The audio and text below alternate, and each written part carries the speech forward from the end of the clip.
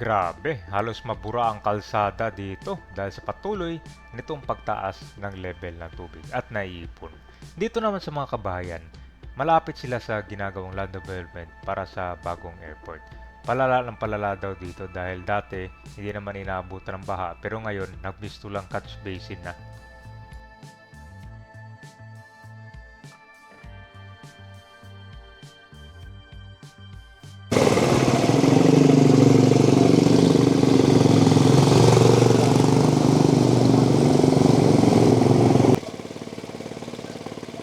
Ito kaya pa ng bota.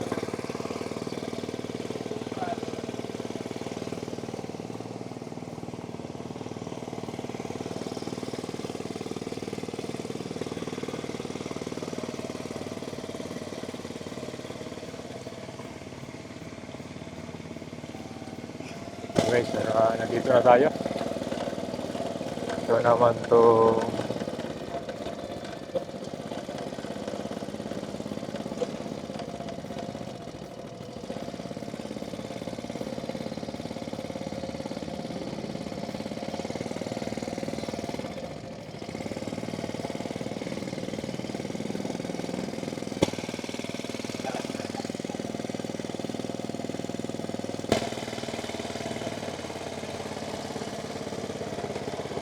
Ito pala mababang eh.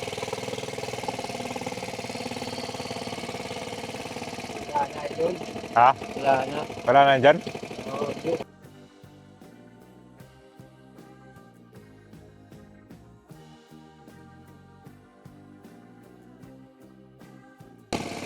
Tubig. Anong barangay ito?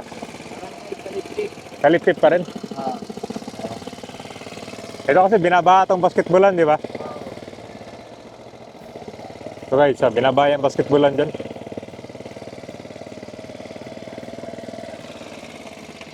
Ito yung pinaka nasa bungad talaga to sila ng kalsada kaya kontraben, malalim.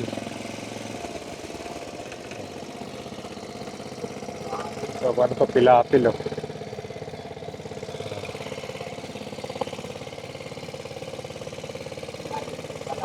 Alin nyo pala, sige, ito ikutin natin. Mga kwan din to, lampas sa kwan din to. Hindi ko pa napuntahan to ah.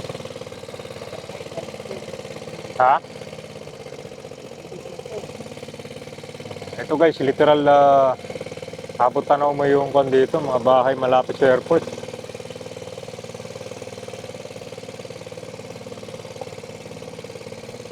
Oh.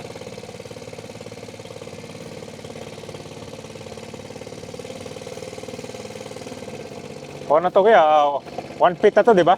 Ito may kulay yung poste oh. ah, Kanya to, 1 feet. Ibig sabihin kami malalim, pero malapit na hanggang tuhod oh. Yung kulay yellow, yan para yung kan, first warning pa lang yan. Kasi yung pula, ibig sabihin umabot yung tubig dyan guys, sa pula na yan. No?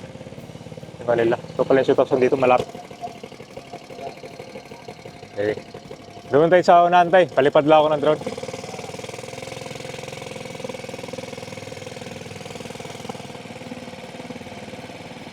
sa araw. Tataas pa tong tubig kahit walang ulan. Oo, high tide yun. High tide no, iba pa yung buhos ng ulan. Oo. Medyo mataas pala tong Taliptip National High School. Pero pinapasok ng tubig din to. Ano po, huwag ka malaki pag high tide. So bukas pag may ulan sir, sarado to sila. Kung may pasok pa, sarado no. Wala yan, walang sigurado. Matik na yan. So ito guys, ito yung mga bahay na malapit sa airport. Ito medyo mababaw pa ito ngayon.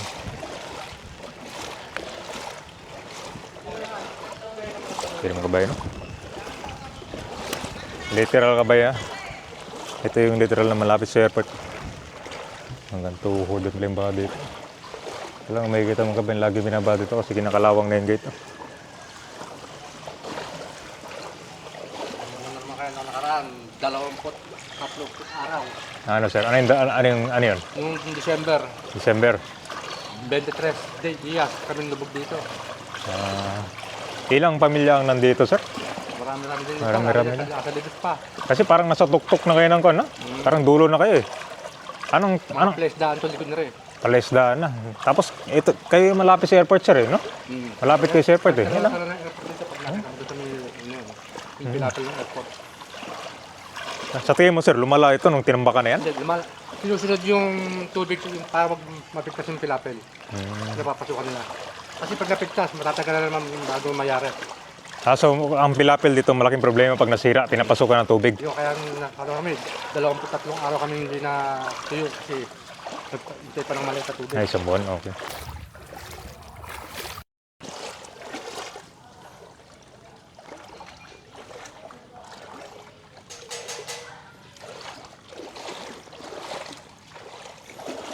Ibig sabihin yung mga bahay dito, sir, nag-upgrade na to sila.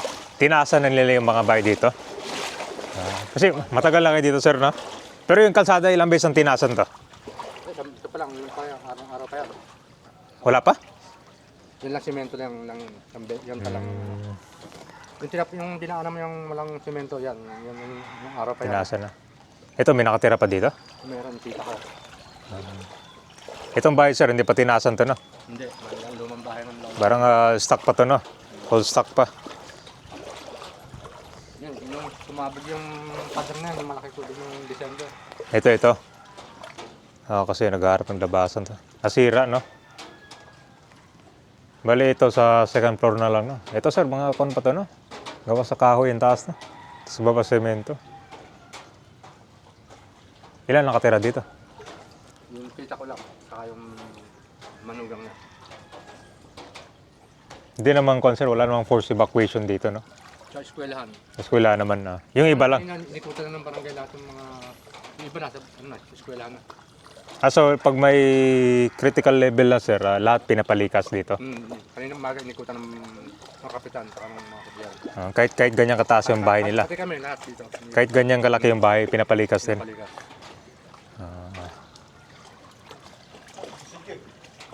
Mas lalo na din doon sa ano, yung kabila din. Doon sa Sabana. Oo. Saka yung talibis. Doon malalim talibis. Oo, napuntahan ko na yun. Grabe doon. Dito medyo okay pa doon kasi wala talaga, no? Guys, so nandito na tayo sa tulay ng Taliptip.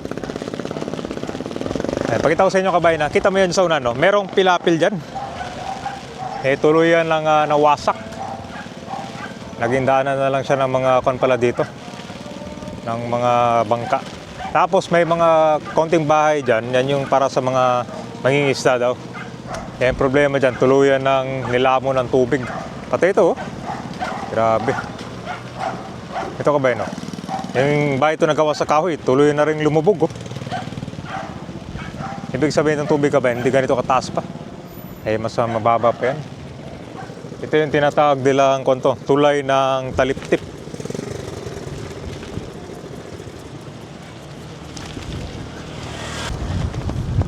Guys, grabe pala yung mga bahay dito. Tingnan mo, walang pananggay, oh. Literal na yung likod mo, bahay agad. Tapos may tubig pa, oh. Para naman na meron silang panangga, no? Tingnan mo dito, binabaha na sila, oh. Grabe. Ano, likod. River agad, walang dikit. Lakas pa ng hangin, oh.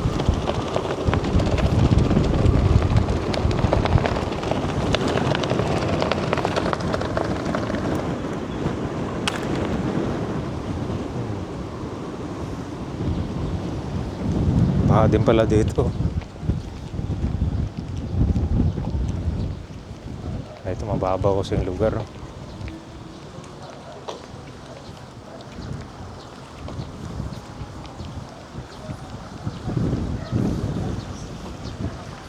Ito, mababaw. Pero yung kasalsaunan, mataas na.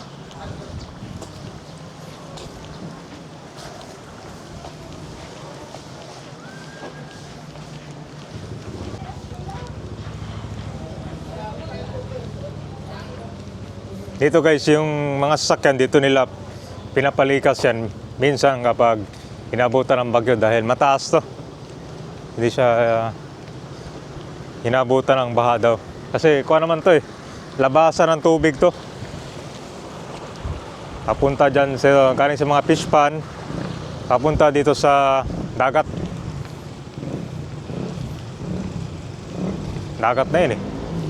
Tapos yan po yung ginagawang bagong airport to.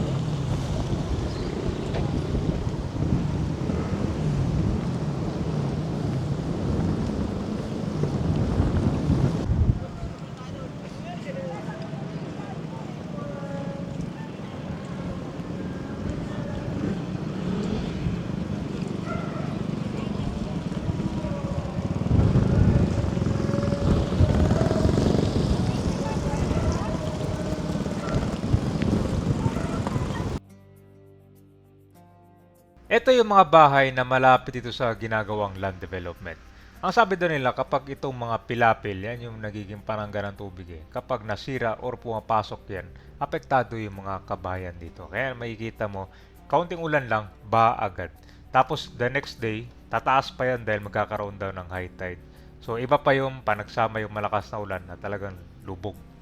So kitang-kita mo tong airport at mga ilang bahagi na natambakan na, eh lubog din pala sa baha, no? Yan, oh, may mga dumadaan ng mga sasakyan dyan eh.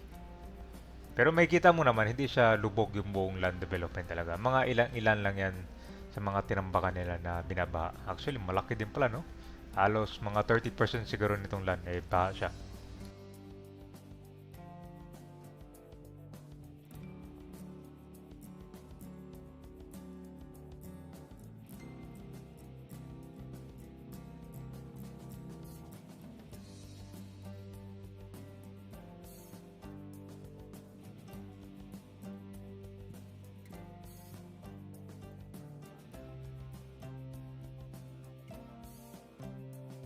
Ito naman yung tinatawag nilang tulay ng taliptip. So maraming mga dumadaan dito, yung mga bangka, yan po yung mga mangingisda.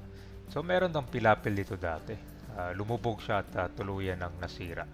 Yung mga ilang kabayan dito ay lubog din pala lalo na dito nasa tuktok, no? Dahil sa kanyan, mataas yung level ng tubig ngayon. Kitang-kita mo yung ragasan ng tubig ko, parang may rip current to.